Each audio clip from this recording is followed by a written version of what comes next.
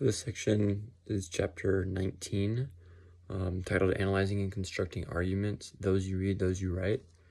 And it talks about, I like the opening statement. It says, the clothes you choose to wear argue for your own sense of style. And just like with that, everything we do kind of conveys like a certain point of view or perspective that we have. Like for example, I'm wearing a Georgia sweater. I'm from Georgia. I like to support Georgia as a college, as a sports team.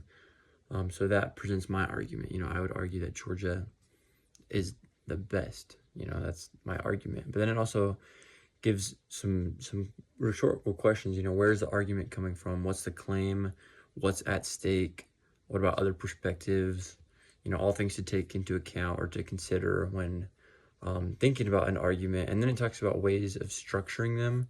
I imagine as we continue with this argumentative paper that we will look at different arguments and find what works, find what doesn't work, how to order just like a claim with evidence and a warrant, other counter arguments, and then at the end, just a solid conclusion to wrap up our ideas, So there's different ways to style an argument, but that's going to come as we continue in this topic.